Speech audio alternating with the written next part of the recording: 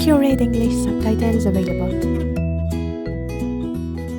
سلام، امیدوارم که حالتون خیلی خوب باشه. خوش اومدین به کانال. من تامی هستم و این یک ویدیو برای تمرین اصولی طراحی ناخونه.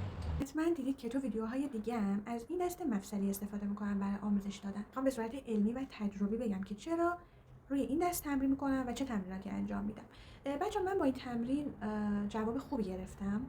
بعد از گذروندن سختی هایی که اول کار داشتم توی این حرفه، قطعا همه سختی هایی دارن. یکی چند ماه طول میکشه که به نتیجه برسه، یکی چند سال، یکی یک سال. اما اگه تمرینتون رو اصولی انجام بدید، حتما این زمان کاهش پیدا میکنه. پالت هایی که برای تمرین طراحی ناخن استفاده میشه قوس دارن مثل ناخن، خیلی هم مفیدن، اما یه تفاوتی دارن. این ناخن ها به دست متصل نیستن. وقتی که ناخن به دست متصل نیست، تمرکز مغز فقط روی اون ناخنه، نه زاویه دست مشتری، نه زاویه دست خود طراح، نه ارتفاع میز و زیر دستی و صندلی و جهت هر ناخن روی انگشت مشتری.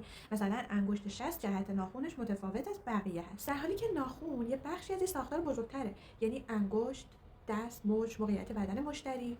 این دست رو باید از این قسمت انتهایی به پشت میزتون اتصال بدید، ثابت، چون توی شرایط واقعی هم مسئولیت کنترل لرزش از کتف و مچ رو ندارید، اما این قسمت ها میتونید تغییر بدید، دقیقاً مثل مشتری که دستش رو تکون میده از این قسمت، خودش ثابت نشسته ولی دستش رو تکون میده، چه مچ دست چه انگشت‌هاش. ثبات دست باعث میشه که تمرکز مغز به جای که روی لرزش دست باشه، بیشتر روی طراحی و جهت‌های دیگه باشه.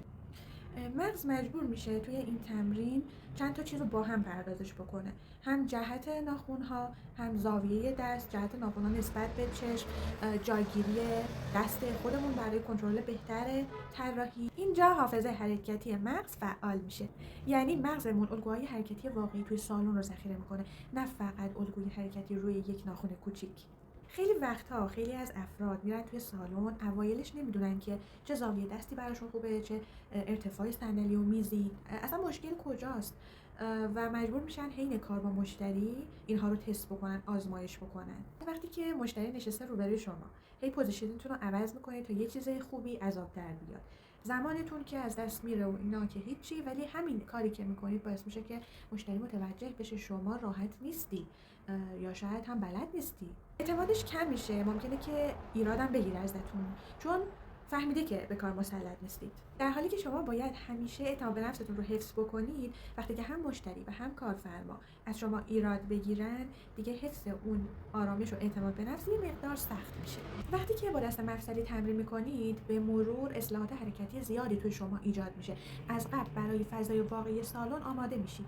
با این تمرین وقتی که بعد از چند بار انجام دادن پوزیشن راحت خودتون رو برای طراحی به دست آوردین که آرنجتون کجا باشه، خودتون در چه زاویه‌ای باشید، نگاهتون چجور باشه، از پایین باشه یا از بالا باشه به اون ناخن، بعد با تکرار این حالت‌ها به اون حالت واقعی سالن هم عادت می‌کنید و دیگه وقتی وارد سالن شدید استرستون کمه و حرفه‌ای‌تر وارد میشید. نکته خیلی مهم‌تر اینه که در حین این تمرین زاویه بدنتون و چشم و گردن رو طوری تنظیم بکنید که کمترین فشار بهشون بیاد. باعث میشه که در طولانی مدت آسیب بدنی بهتون نیاد، مجبور نشید این هنر رو بذارید کنار و ازش دل زده هم نشید.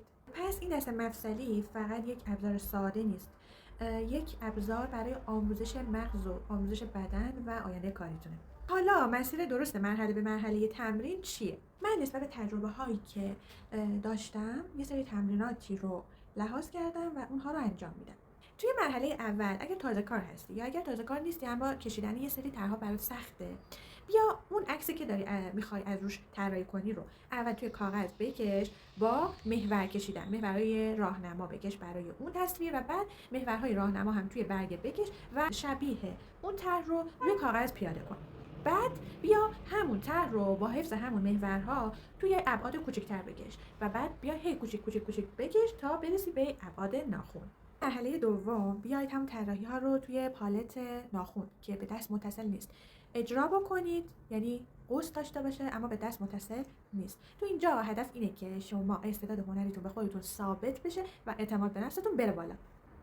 بعد بیاید همون طرح‌ها رو توی دست مفصلی هم دوباره تکرار بکنید. بعد اینجاست که تازه متوجه میشید که چه اشکالاتی توی زاویه شما، دست شما، قلم شما، نگاه شما وجود داره که باعث شده که یا طراحیتون شبیه به قبلیانشه یا زمان بیشتری گذاشتید برای اجرای اون طراحی.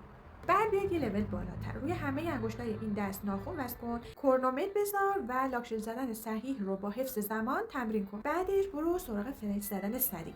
روی هر 5 انگشت ناخن وصل کن و فرنچ سالونی رو تمرین کن. کرونومتر بذار و خودت بزنش. البته میدونم میخوای بگی که توی یکی از ناخن‌ها تمرین کردی و توی یه دقیقه تونستی یه فرنچ تمیز بزنی. حالا اون یک دقیقه رو ضرب در 10 انگشت میکنم و میشه 10 دقیقه و نیدو نیست.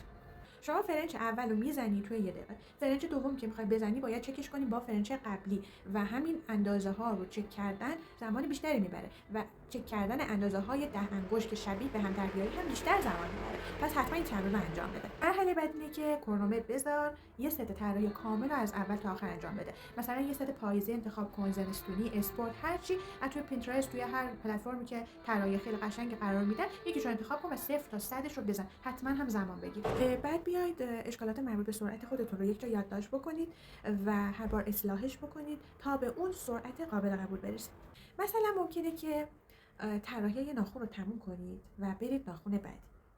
در صورتی که میتونستید از یک رنگی که توی همه این ناخن‌ها به طور یکسان وجود داره در یک مرحله استفاده بکنید و پرونده اون رنگ رو ببندید، یعنی بخش بزرگی از طراحی اون ناخن‌ها رو با همون رنگ انجام بدید و بعد بذاریدش کنار که نیازتون به ابزاری که اون متریال لازم داشت یا تمیزکاری بعدش و همه اینها کمتر بشه و تایمتون سیو بشه. مثلا وقتی که یک ست کامل ناخن که 10 تا انگشت 6 تاش کروم طلایی لازم داره، شما بیاید تمام اون 6 تا رو با علم به مواد و علم به مراحل طراحی که تمرین کردید، تجربه کسب کردید، اون مرحله رو یک جا انجام بدید و دیگه پرونده کروم رو ببندید. به خاطر اینکه کروم رو اگه بخواید هر مرحله دوباره استفاده بکنید و بذارید کنار، حالا بیاید با پینت جل طراحی ادامه بدید، پینت جل تموم شد حالا بیام روش کروم بزنم، حالا تموم شد برم ناخن بعدی ماتش میکنم، دوباره کروم میزنم، دوباره خیلی زمان میگذره و این وسط باید زمان بیشتری صرف کنید سر تمیز کردن لوازم و سر اینکه نظم ذهنیتون رو برقرار بکنید. این وسطش میگه خب الان یادم رفت اونو چیکار کردم، الان کدوم متریال رو برام داشتم، کدوم کارو برام کردم، حالا باید با کدوم لوازم کار کنم، کدوم لوازم رو بشورم، کدوم لوازم رو پاک کنم، کدوم لوازم رو پیدا کنم. این دقیقاً جاییه که سرعت و نظم و حرفه‌ای بودن شما ساخته میشه. بقیه توضیحات رو روی میز بهتون میگم. ارتفاع این میز چوبی اندازه میزای ناخن سالونه، اما سطح خوبی نداشت. برای همین یه سرامیک سفید گذاشتم روش. دست مفصلی رو به لبه پشت میز متصل کردم و لبه میتونه تا این حد بزرگ باشه. این دست 5 تا سرانگشت داره که از دست جدا میشه. چون فقط همین 5 تاست باید مواظب باشید که خراب و کثیف نشه. میتونید ناخونی که میخواید روش طراحی انجام بدید رو روی این سرانگشت ها بچسبونید و بعد از اینکه هر مرحله طراحی کردین سرانگشت رو در بیارین. هر چیز محکم و بلندی رو میتونید داخل این سرانگشت ببرید و همین مدلی بذاریدش روی دستگاه UV تا خوش بشه. بعد تموم که شد دوباره درش بیارین ببریدش توی سرانگشت. ولی این روش سخته و ممکنه که طراحیتون خراب بشه. یکی از اون دلایل اینه که سرانگشت خیلی راحت جدا میشه. موقعی طراحی کنترل سرانگشت رو هم باید داشته باشید. توی بسته‌بندی این کالا این ناخن‌های مصنوعی هم هستن که مخصوص خودشن و پشتش این مدلیه. تو سایزهای مختلف وجود داره. مثلا این کوچکترین سایزشه برای انگشت کوچیکه. وقتی که این ناخن‌ها داخل این سرانگشت ها میرن دیگه اصلا این سرانگشت در نمیاد. این بزرگترین سایزشه برای انگشت شسته و همینطور بقیه سایزها رو باید طبق این انگشت ها بهش وصل کنید. اما پیشنهاد من اینه که برای همه انگشت ها ناخن سایز کوچیکش رو وصل بکنید. این هم به راحتی جدا میشه، هم اینکه یه نکته مهم داره، اینکه این ناخونی که میخواید روش طراحی بکنید وقتی که وصل میکنید روی این ناخن زیریش از کنارها نمیزنه بیرون و باعث خطای دید نمیشه. ولی اگر یک ناخن بزرگ رو بزنید و این رو روش بچسبونید از این بالا میزنه بیرون ناخن زیری و باعث خطای دید میشه. همین سطح کم کافیه که زیر ناخن طراحی وجود داشته باشه. برای همین من از همین استفاده میکنم.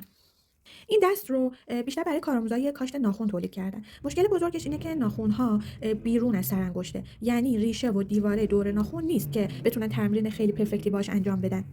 بعضی قلقا رو نمیشه باهاش یاد گرفت. مثلا سوهان کشی که به ریشه نخوره، به لبه ها و به دیوارها نخوره رو نمیشه با این دست تمرین کرد. ما هم که توی کار طراحی هستیم، لاکشل زدن اصولی که به ریشه ها نخوره هم نمیشه با این دست تمرین کرد. اما این مشکل قابل حل شدنه که بهتون میگم چه کار بکنید. تو ویدیوهای بعدی یاد میدم که چجوری بتونید روی این دست اون دیواره ها رو بسازید. همین که این دست مفصلیه و منعطفه و چون اون قسمت ثابت شده میتونه راحت به چپ و راست بره، پایین و بالا بره، برای ما عالیه و اون مشکل ریشه و دیواره ها رو هم حل میکنیم. روشی که من انجام میدم اینه که ناخن ها رو به سرانگشت‌ها متصل میکنم که در حین طراحی این مشکلی که شل بودن سرانگشت داره برای من به وجود نیاد و در حین طراحی یهو این در نیاد و محکم باشه. روی این ناخن یه ناخن پلاستیکیه که مخصوص طراحی هست، پالت روسی، بهش متصل میکنم.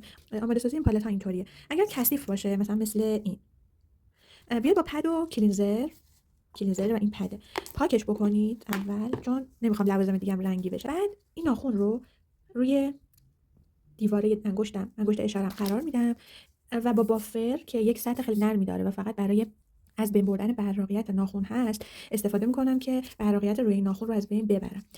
این بافری که من گرفتم یه قسمتش زبرتره، یه قسمتش نرمتره. از این قسمت نرمتر برای رو استفاده میکنم، ولی اگه بخوام مثلا این قسمت ببینید تو رفته، این قسمت رو هم باید صافش بکنید و با این قسمت زبر، حالا هر مدلی که دوست دارین در بیارید، مربعی یا گرد، بعد بذارید روی سر انگشتتون با شستتون نگهش دارید، بعد با این قسمت نرمش روش بکشید تا براقیتش از بین بره و مات بشه. حتما هم دستکش دستتون بکنید، چون که دستکش خشکه ولی خود دست مرطوب و چربه و هر چقدر شما این کار رو انجام بدید باز هم روی ناخن اون چربی و رطوبت میمونه. حالا باید این ناخن رو از قسمت پشت به یکی از این ناخن ها متصل کنم. از چسبای خیلی محکم مثل چسب حرارتی و چسب قطره‌ای استفاده نکنید.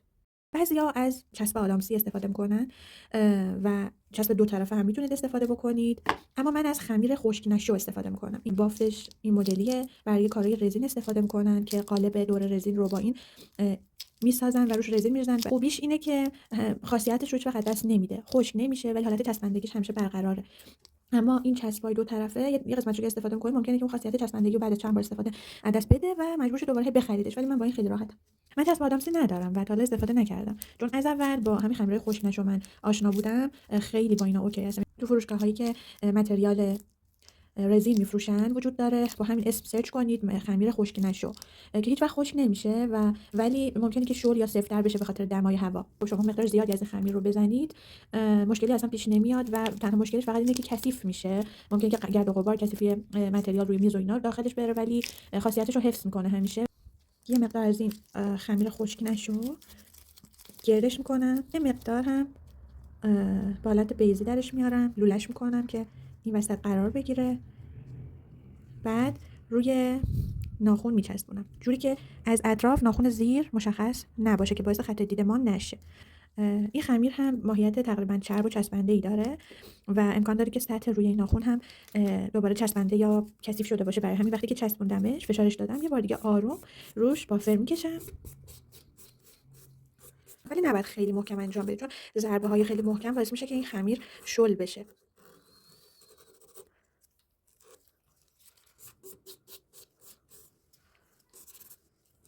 و بعد با یه براش تمیز پودرهای و گرده های روی این ناخن و انگشت رو پاک میکنم. حالا برای محکم کاری از بیس کات استفاده میکنم. این مارک خیلی معمولیه که من اوایل کار داشتم. خیلی لایه نازکی بزنید، ماهیت چسبنده‌ای به کار میده. لایه ضخیم نباشه، یا حالت مالشی هم بزنید کافیه. آموزشایی که من میدم دقیقاً همین مراحل رو انجام میدم برای هر طراحی، ولی توی ویدیوی آموزشی اینا رو نشون نمیدم. میبرمش توی دستگاه یووی و چند ثانیه خشکش میکنم. خب این خشک شد تقریبا. بعد دو لایه لاکچل مورد نظرم رو خیلی نازک روش میزنم، هر بار خشکش میکنم که لایه نازک حتما میزنم که کامل خشک بشه هر لایه و اینکه بعداً ترک نخوره. میبرمش توی دستگاه یووی.